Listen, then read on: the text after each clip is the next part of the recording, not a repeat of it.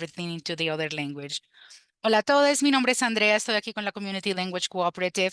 Hoy vamos a practicar la justicia del lenguaje y vamos a tener interpretación simultánea en inglés, español y lenguaje de señas americano.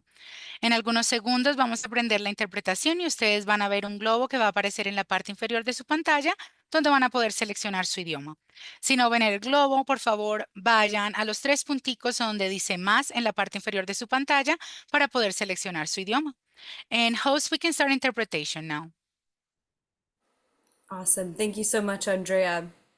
Just a few more technical notes before we get started.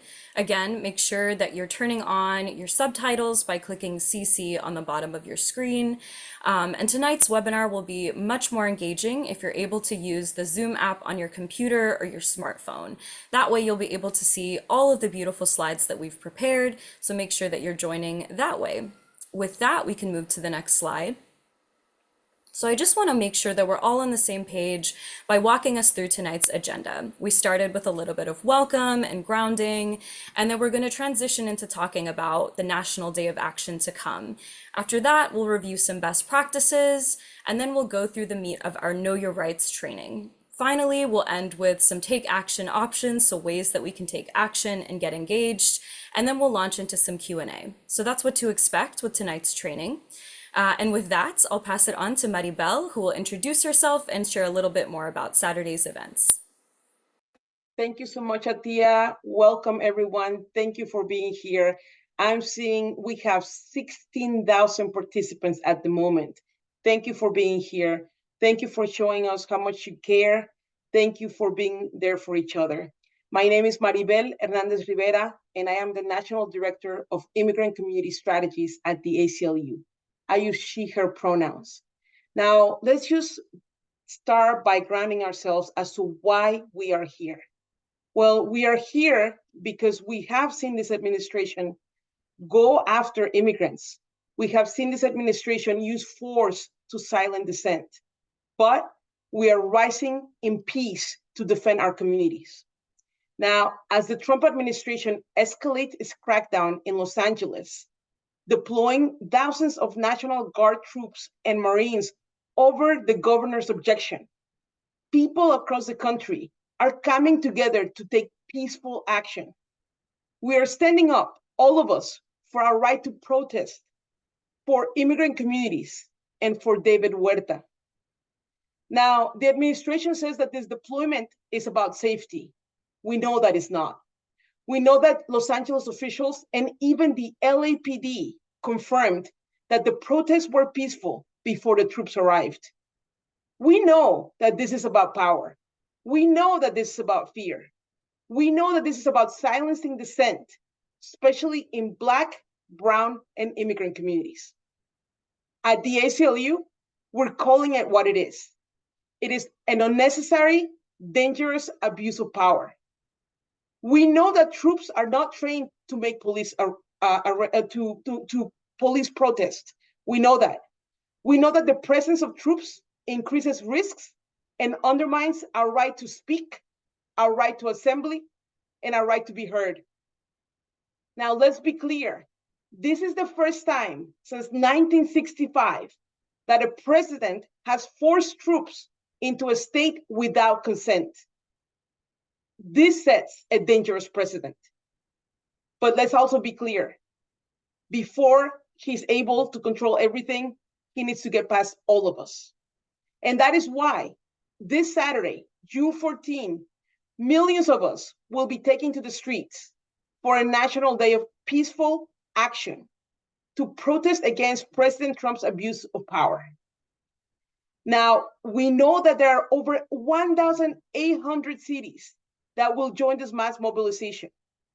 And this is a direct challenge to authoritarianism and a defense of our liberties and our rights.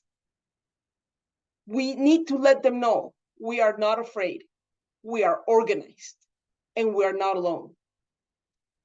Our movement is grounded in nonviolence, in dignity, and the defense of democracy.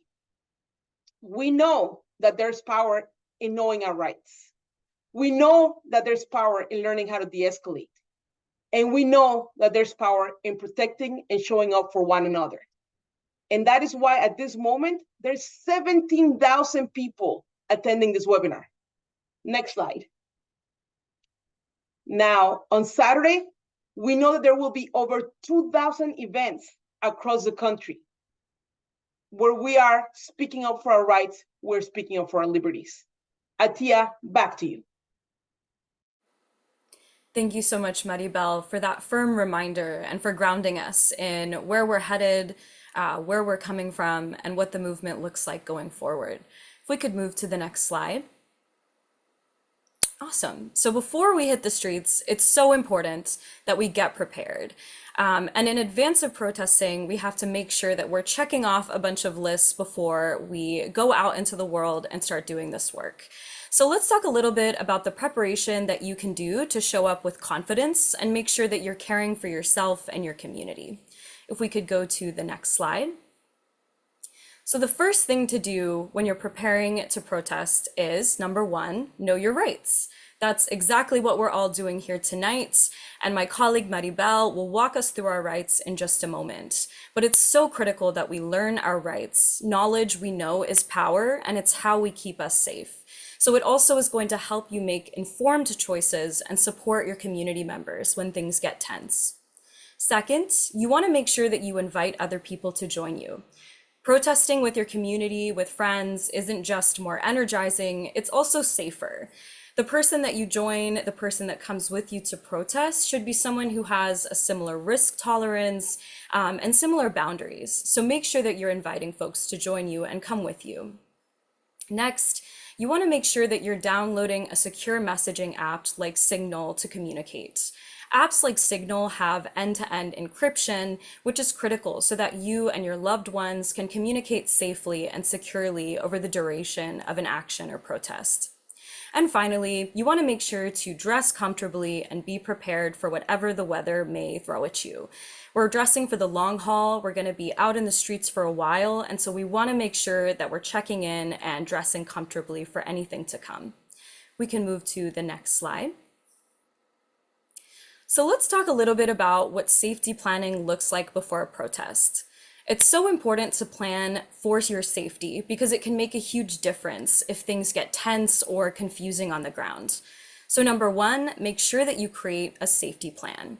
Take a few minutes to think through what could go wrong. The goal is to prepare for any scenario. Make sure that you're going to your protest again with someone who's on the same page as you. Ideally, you want to make sure you have a similar risk tolerance. You want to make sure you've spoken in advance about how long you plan to stay at the protest, the flags that you want to pay attention to that would cause you to need to leave, so what risks you might want to be taking or not taking, how you plan to communicate, and what you plan to do if you get separated. You should also decide who your emergency contact is. It's really important to ensure that you're communicating with someone who isn't at this protest, who knows where you are and what your day-to-day plan is. This is important because the worst could happen or things could be fine, but we just always want to be prepared. Make sure that you're planning and sharing with your emergency contact in advance. Let them know what kind of support you might need, and make sure that if you have any caregiving responsibilities, you're giving your emergency contact a key to your home, the information that they need, and preparing them to help care for your loved ones in case the worst happens. Make sure that you're also identifying your event organizers and safety leads. The first step to a good safety plan is knowing who your points of contact are, whether it's your friends, your emergency folks, or the people who are planning the event you're attending. If possible, make sure you find out who's organizing the action and make sure you know whether they have resources available on site, online, or in person. Knowing who's in charge of safety at the event that you're attending will really help you know where to go when you need support. And finally, it's a really good practice to use a permanent marker and write important numbers on your body. Phones can get lost, broken, or confiscated, and sometimes you may not be bringing a phone to a protest at all. So make sure that you write down important numbers like your emergency contact, any legal resources you may want to reach out to, and whoever else you might want to be able to reach in case things escalate. We can move to the next slide. Great. So let's talk a little bit about what to bring with you to a protest. So first off, let's talk about your phone. Should you bring it to a protest? Well, it does depend, and it's important to consider potential risks. On the one hand, your phone keeps you connected with the outside world. It keeps you connected to event organizers who you can get updates from. It keeps you tuned into the news so you know what happens and you can call for help if needed. It's also a way for you to record events that are happening on the ground, which can be powerful documentation that you might need in the future. On the other hand, there are real risks to bringing your phone with you. If your phone is on, even in airplane mode, there's a huge chance that your movements could be tracked. And the only way to really ensure that you're not being tracked through your phone is to not bring one at all. One good way to avoid this tracking could be to turn off biometrics on your phone and go on airplane mode. That means disable your fingerprints, your Face ID, and ensure that when someone tries to unlock your phone, they can't do so without your consent. And once your phone is back on and connected to a network, your cell phone might still be able to track your past locations, and law enforcement could access this information with a warrant. So bottom line, if you're choosing to bring your phone to a protest, make sure that you charge it before you go, that you turn off biometrics and switch to a passcode, and keep it on airplane mode for as much as possible. And finally, just know that there are trade-offs and there are risks. Some other things that you could bring include US photo ID. This could be helpful if you're stopped. Make sure you're bringing water with you, snacks, and a little cash. You want to make sure that you have basic supplies because they can go a long way. Make sure you're bringing weather gear, whether it's sunscreen, an umbrella, or rain gear as necessary. And make sure that if you have any essential medication or needs, you bring those materials with you. And finally, make sure you have not only a backpack to bring your stuff, but also a mask if you'd like, which can help protect you from facial recognition technology. We can go to the next slide. So just as important as what to bring is what not to bring. So let's talk a little bit about that. First and foremost, please skip the contacts. I wear contacts, I wear them every day, but if I'm going to a protest, I'm not gonna wear them. And the reason I wouldn't wear them is because contacts can trap tear gas or pepper spray and other dangerous chemicals, which can cause damage to your eyes. So it's really painful if that could happen. So it's good to wear glasses. They're safer when it comes to your eye health and safety. And finally, they offer an additional layer of protection where needed. Make sure that you leave anything illegal or questionable at home. That includes weapons or anything illegal like drugs, or even something that could be seen as drug related or drug paraphernalia. Even if it's legal where you live, your best bet is to just leave it at home. And finally, don't bring anything that you can't afford to lose. Anything that you don't want confiscated by police or that you couldn't afford to lose, make sure you leave behind. Whether it's a sentimental item, expensive technology, or anything you'd be stressed about losing, just make sure you leave it at home. We can go to the next slide. So finally, let's talk a little bit more about further ways to protect your privacy. So we know that law enforcement has a wide range of surveillance tools, and your risk of surveillance at a protest, as we've mentioned, can be high.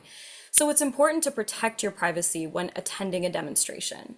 Protecting your privacy isn't just about you. It's also about keeping everyone around you safer and still showing up and speaking out in ways that are best for you and your community.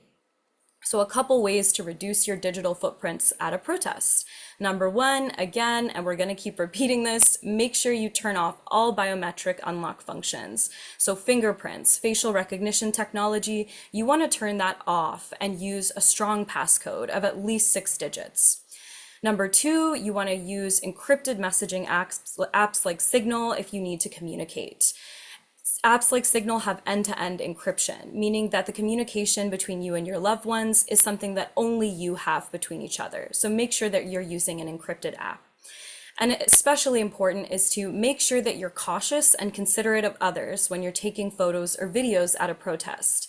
You don't want to share any videos or photos that can clearly show faces, tattoos, or any other identifiers that your fellow protest goers may have. If there are faces in a photo that you take, make sure that you blur faces before you post. It's just a way to be respectful and cautious of the safety of everyone around you. And finally, when you put your phone on airplane mode, make sure you're also backing your phone up beforehand. This is just in case it's lost, damaged, or confiscated. So we know the risks are real, but with careful planning, we can show up powerfully and we can protect our community and be aware of the risks that we're taking. With that, I'll turn it over to Maribel and she'll move us through the Know Your Rights training part of our presentation. Thank you, Atia. Now, before I begin telling us what our rights are, I want to be clear that I understand that we might know our rights. Law enforcement might know our rights, and they might still be violated. We have seen that happens. So we are clear-eyed that happens. And yet, at the same time, what we see is that us knowing our rights makes a big difference. We have seen, for example, this administration complain that people know their rights all too well, and that is causing them to slow down in their cruel policies.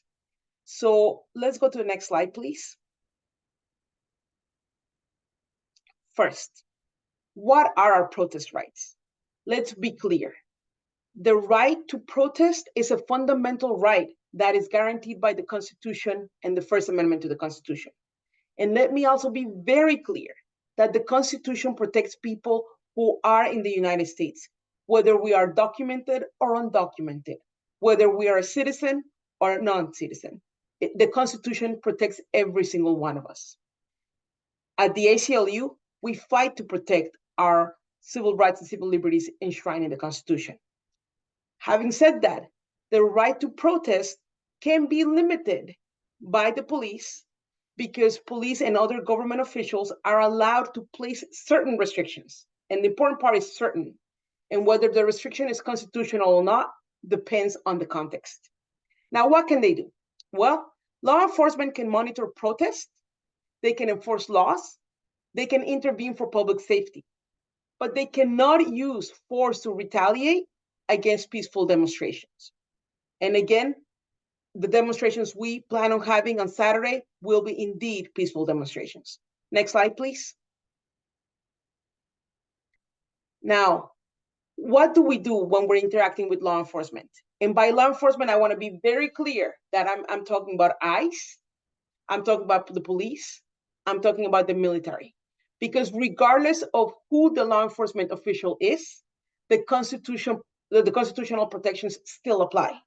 So when interacting with any of them, what we recommend is that we remain calm and never physically resist. You don't want to give them an excuse to say, oh, but they were doing this and therefore I felt threatened.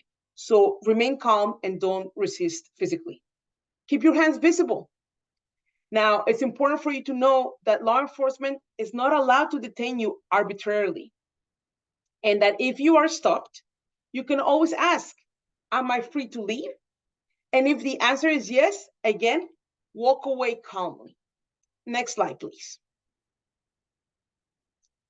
Now, there was a question that came in the Q&A, and I want to say thank you for all of you who are very engaged putting in your questions. We are seeing them, and we will make sure that we answer as many as we can. One question was, well, what happens if I'm asked for ID? What am I supposed to do? What you should know is that in some states, if you are asked to identify yourself, you must provide your name to law enforcement. So you should know whether your state requires that. You should also know that if you are an adult who is an immigrant, who has either a green card or a valid immigration visa, you are required to carry your immigration documents with you at all times. That is with documentation. But then again, important to note, if for some reason, for example, you don't have documents and you are asked for them, remember, you always have the right to remain silent and ask to speak to an attorney before answering any questions. That is about documentation. Now, in the Q&A, I also saw a question about masking. And the question was, can I wear a mask? And what you should know that when it comes to masking, it also depends on your state. Some states have laws that prohibit wearing a mask. So it is important to know what the law is in your state. Next slide, please. Now, let's talk about our rights. I mentioned this earlier and I will mention it again. We have the right to remain silent, always, whether people are coming towards us, whether we are being arrested.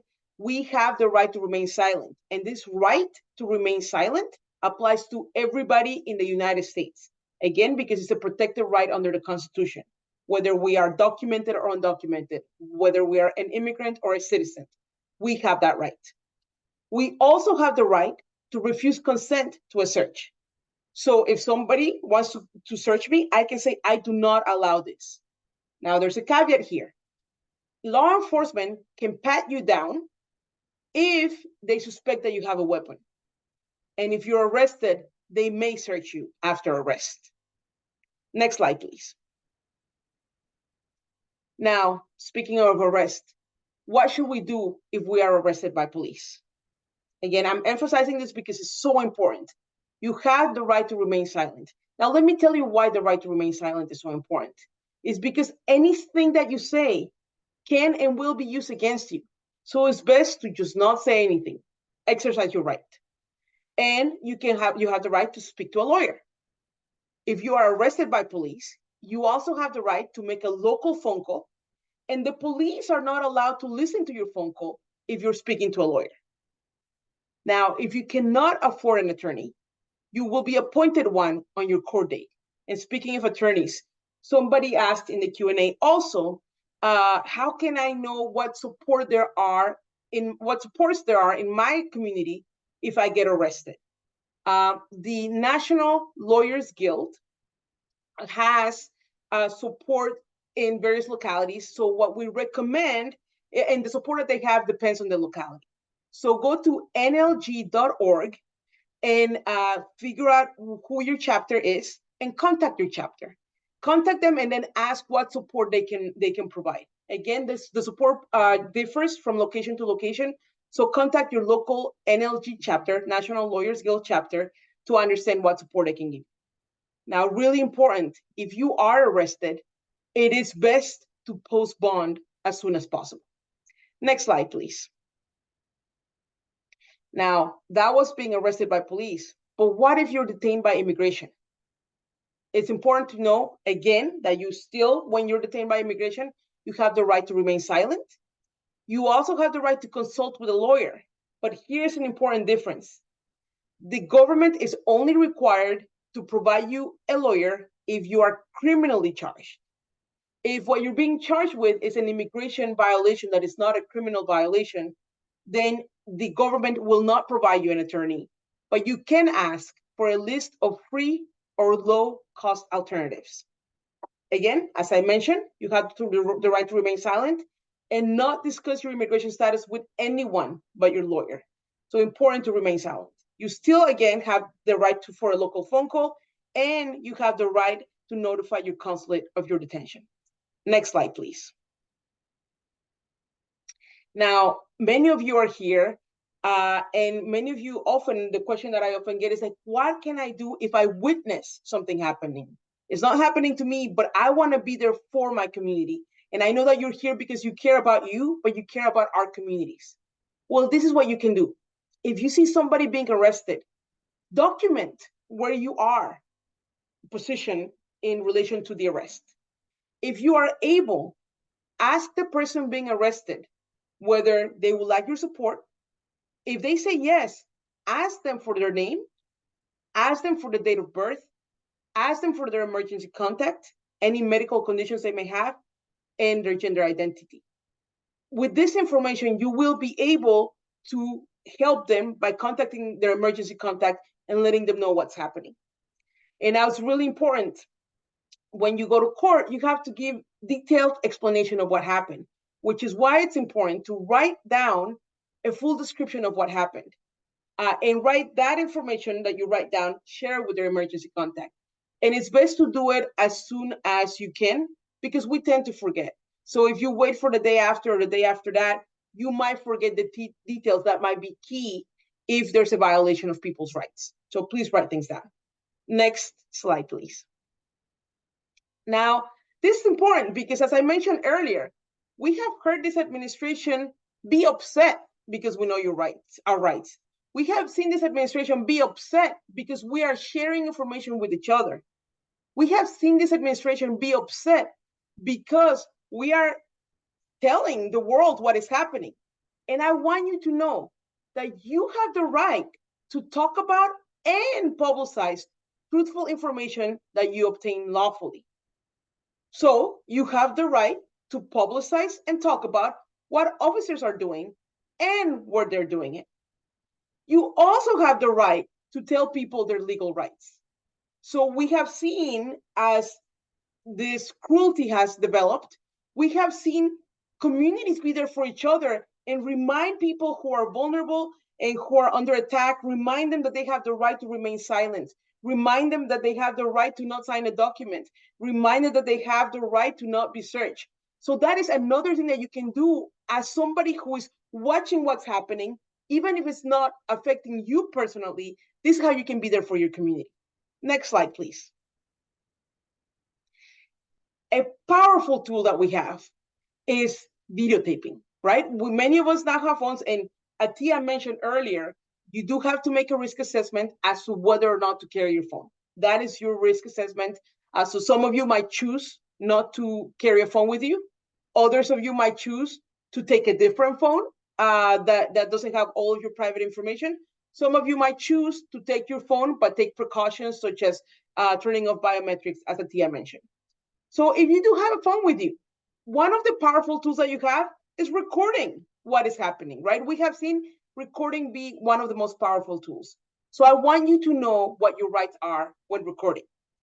You should know that when you are lawfully present in any public space, you have the right to photograph anything in plain view, so long as you do not interfere with a law enforcement official's performance of their duties. So this is really important. Do not interfere, because that's where your rights again get limited. But if you're not interfering, you have the right to record. You should also know that law enforcement may not confiscate or demand to view your photos or video without a warrant, nor may they delete data under any circumstances. So just remember that. Now, this is an important piece. One of the things that Tia mentioned earlier is, one of the ways you can protect yourself is by making sure that your phone is not easily opened with your face or with your fingers, because under the law, it's much harder for law enforcement to require you to provide your password. So that's something to think about. Now, I talked about your rights in public space. On private property, things are different. On private property, the owner sets the rules.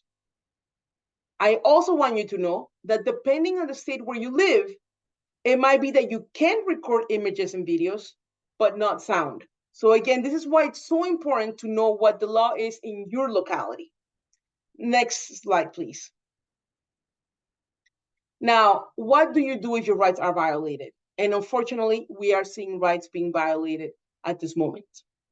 Again, I mentioned earlier, write down everything that you remember. And it's important to write down the officer's badge, the patrol car, and the agency they work for. At a demonstration, there's plenty of witnesses. Get their names, get their contact information, because they can be very helpful once a violation happens and then a complaint is filed. Also, take photographs of any injuries or damages. And of course, file a complaint and let the ACLU know by contacting one of our affiliates in your state. And you should know we have affiliates in every single state. Next slide, please. Now, I want you to know, and this I also saw this question in the Q&A, there might be counter-protesters on Saturday, and you should know that they too have rights, right? When we're talking about the right of free speech, protesters and counter-protesters have free speech rights. So we should keep that in mind. And so as we keep that in mind, we should also think about how can we de-escalate a situation? And so here are some techniques. If somebody is trying to really disturb the demonstration, one of the things that you can do, and I've seen it work, is you can ignore them. You can step away. You can redirect the focus through song and chant, because often what people who want to disturb demonstrations, they want attention. So if you ignore them and if you start chanting, often that diffuses a situation. But sometimes you have to engage. If you have to engage, really think about the tone that you're using. If you stay calm, if you use a neutral tone, and I have to tell you, I myself have to think about it because I have a lot of energy. So I think about, staying calm, using a neutral tone, that often also allows people to de-escalate situation. And even more important, I want you all to know that at these demonstrations, and this was a question that was asked, we have people at these demonstrations, the organizers are thinking about security. So often enough at the demonstrations, you will see people with vests who are marshals and whose job it is to be looking out. We have people who are trained in de-escalation. We have people who are trained in communicating with law enforcement. So my advice to you is make sure that if you feel that there's something off and somebody asks a question, what if I feel that there's something off, that somebody's here, but really what they want to do is they want to create chaos? You don't have to deal with it by yourself. Identify the marshals, identify the people who are in charge of security. Let them know. They are trained to do this. Next slide, please. I will now turn it over to Atia to tell us how to take action. Awesome. Thank you so much, Maribel, for walking us through such a critical Know Your Rights training. I know I learned a lot from that training, and I hope that we're all feeling more informed and more ready to show up this weekend. And so, speaking of showing up, I think it's always important to take a few minutes to talk about how we can take action. There are ways that you can take action in person, and there are also ways that you can take action right now, right here, from the comfort of your phones and your laptops tonight. So let's jump into it. Next slide, please. So first and foremost, I want to emphasize that we should all be scanning this QR code and finding information about the nearest protest to them so that we can show up in person for peaceful protesting on Saturday, June 14th. We know that while tanks are rolling through Washington in a made-for TV display of dominance, we are going to be joining communities across the country, mobilizing for justice and demonstrating what real strength and real community looks like. So make sure that you scan this QR code and find an event near you so that you can show up with us and demand an end to authoritarianism and an end to the attacks on our rights. So take a few seconds to scan that QR code while you can, and we can move to the next slide. Another big way to take action is to send a message to Congress right now in the minutes that you have with us tonight. So we know that President Trump has deployed thousands of federalized National Guard troops and Marines to Los Angeles and is threatening more troops in our communities. And we know that this dangerous abuse of power is a direct threat to our basic constitutional rights. It's a threat to the lawful right to protest, to freedom of expression, to the right to speak out against injustice. We know that the military does not belong in our communities. It doesn't belong policing civilians who are protesting for their rights. And if we don't stop this now, it's going to continue. So let's take a few moments now and scan this QR code and let Congress know that they have to take action before it's too late. Send a message to your legislator now demanding that they call on President Trump and the Trump administration to withdraw military troops from our communities and resign the deployment order. You can do so just by scanning this QR code. It will take you to our message action page, and you'll be able to send a message to your legislator right here and right now. So we'll take a few seconds to do that. Awesome. And we can go to the next way to take action. So we're taking action this weekend, we're showing up in the streets, we are sending messages to our legislators. What else can we do? One of the big ways that you can get involved is turn your passion into action and get some more knowledge and take more of our virtual trainings. We have an upcoming virtual training called our Power and Purpose Popular Education Series, and our kickoff session is happening July 8th. We know that we're in the fight of a lifetime to defend our rights, our freedoms, and our democracies. And this training is a free, high-impact virtual training series that's designed to ignite your activism and give you all of the tools that you need to mobilize and lead in this critical moment. Our communities need bold action, and we need you in the fight. So make sure that you scan this QR code and sign up to be part of our July 8th training. We would love to see you there. We would love for you to keep building and growing with us and gaining the tools that you need to continue moving and grooving in your communities. And finally, let's move to the next slide. Other ways that you can take action are getting involved with the ACLU. So the ACLU has a mass community of activists who are phone banking, text banking, hitting the streets, and doing every sort of option that they can to take action and be involved in their communities and fight for justice. So we would love for you to join our communities. We phone bank 3 to 4 times a week. We do text banking 3 to 4 times a week. And you can get involved by signing up at aclu.org/volunteer. You can also find out more information by emailing us at info@peoplepower.org. And you can also get connected with your local ACLU affiliate by reaching out to aclu.org/affiliates. That will connect you to the ACLU chapter that's in your local community. And feel free to reach out to us at info@peoplepower.org if you're having any trouble connecting with your affiliate. It's really, really important to stay involved and to stay connected right now. This is the first of many trainings that we're having, and we need you in this fight and we need you in this community. We know that this is a movement, not a moment, so let's stay involved and let's stay active. So we hope that you'll take action with us. So with that, I'd love to transition us over to our Q&A portion of the night. We got dozens of questions from all of you. We know that there are over 18,000 people on this call tonight, so we're going to do our best to get through all of them. But to start, let's walk through some of these questions. So one of the first questions I'm seeing is, what is the guidance at protests if ICE shows up? And how can we best help those in our community at an event who may be targeted by ICE?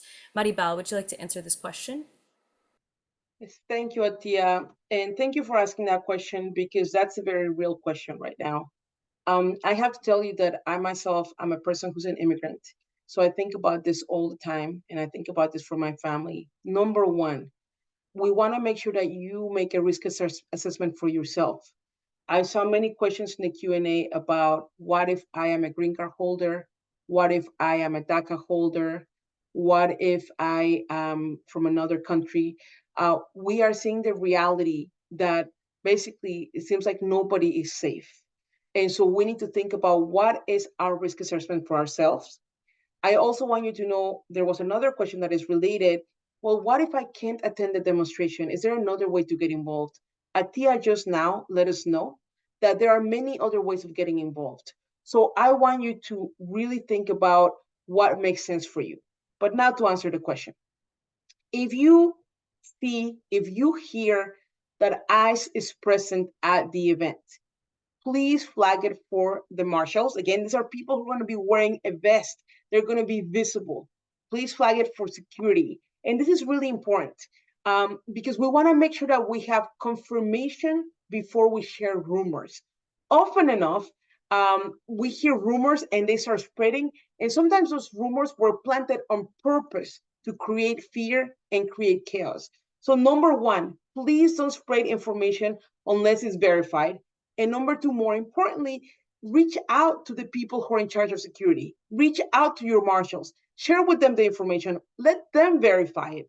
And then let them figure out what the next steps are. And then the other question that was asked, how can we protect people who are vulnerable? And there's vulnerabilities in many ways. This question is about ICE. So again, thinking through, does it make sense for the person who's vulnerable to attend? If it does make sense if the person decides they want to attend, do you know your exits?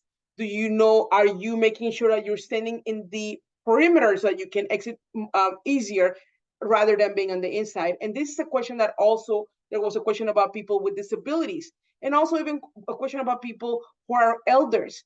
If we're thinking about our security and we're thinking about, well, I might need to leave if something happens, make sure that you have an easy way to exit. Make sure that you know the route.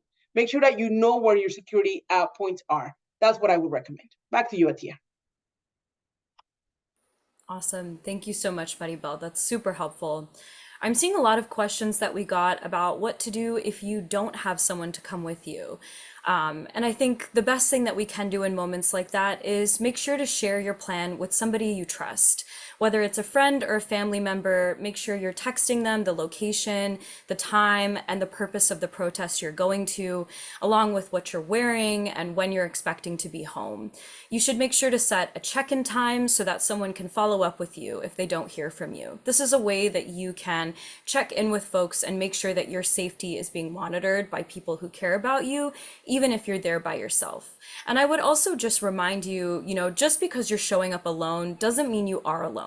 You're in a crowd full of people who care just as much as you do, so make friends where you are and find community where you are. Look for protest marshals, look for legal observers, look for other friendly faces, and just remember, there is community around you at these protests, and so you are never as alone as you think you are.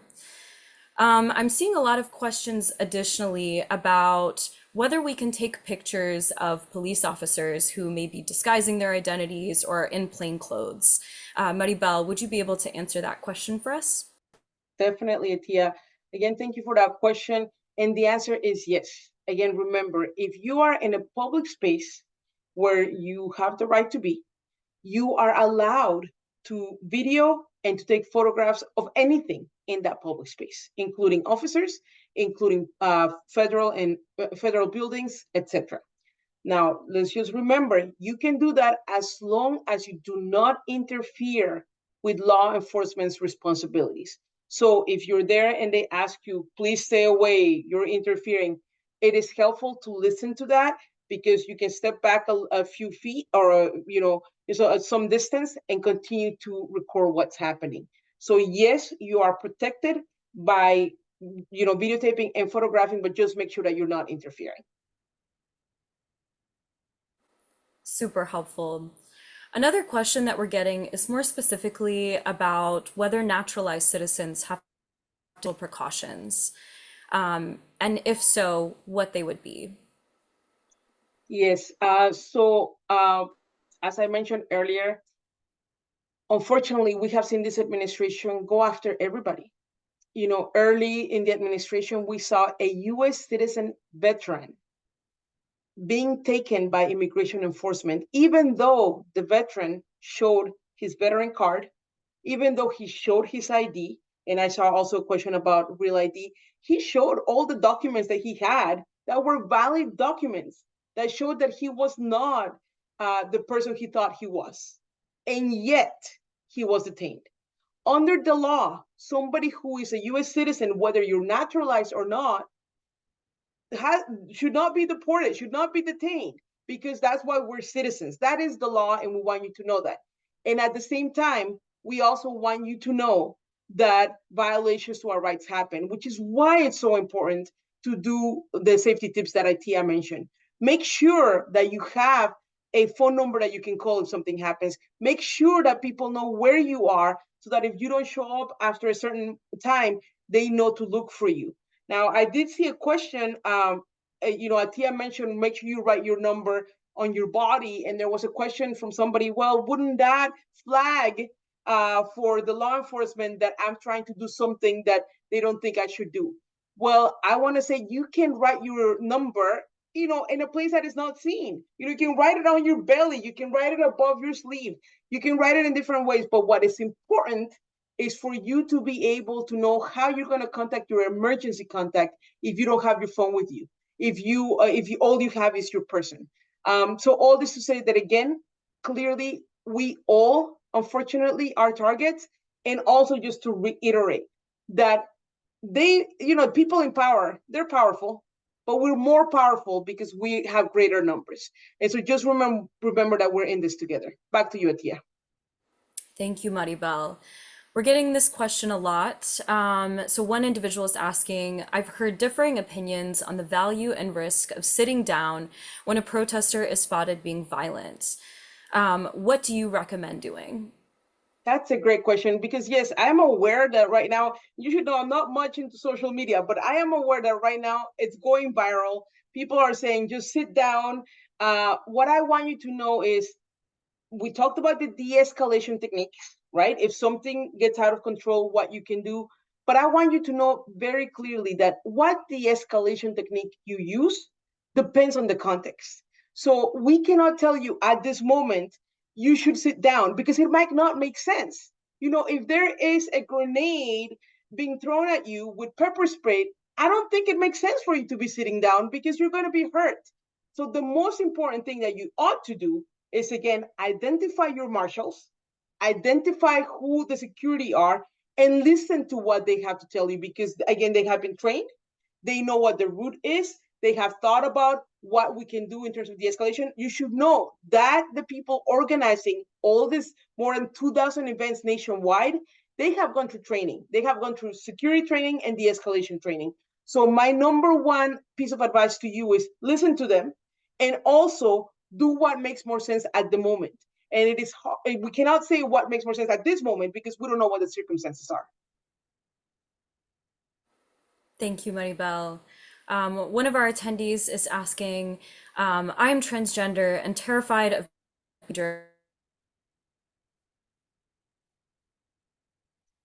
Thank you, Atia. You cut off, but I saw the question and I heard the question. So I'm going to read the question. And the question was, I am transgender and I'm terrified of being detained during a protest. Any advice? It's similar to the question that I answered earlier, is that vulnerable communities are rightfully afraid, are rightfully, in this case, as the person who's here, terrified of what's happening. And so this is why it's even more important to, one, do a risk assessment. I think about it because even between my husband and I, our risk assessment is different. I am more risk averse. He is more risk seeking. So this is an individual decision that people need to make for themselves. Number one. So think about what it means for you. Number two, then think about, okay, are there things that I can do to lower my risk? And so that is why we share with you the safety and security tips. That is why we share with you the de-escalation tips, because what we want you to have is a toolkit that you get to use depending on the circumstance. So for example, you can choose to go with somebody, a friend who will be there with you. And if, as what was mentioned earlier by Tia, if you don't have a friend with you, you can make friends there. Because I want to make sure that that we all remember this. It is powerful to be in community. I have to tell you that day in and day out, when I sit behind my desk and I do my work, it gets hard. But when I'm out there in the streets and I get to see so many of us together with the same purpose, and our purpose, again, remember, is a peaceful demonstration to people in power that we are going to raise our voices, that we are not going to be silent, and that we have each other's back. When I go out there, my whole outlook in life changes because I know that while there are people in power trying to damage and hurt our communities, there are so many people who have our backs. I have to tell you that I, at some point, was undocumented as a teenager. And as a teenager, I was terrified. I actually didn't know that there were people who cared about people like me.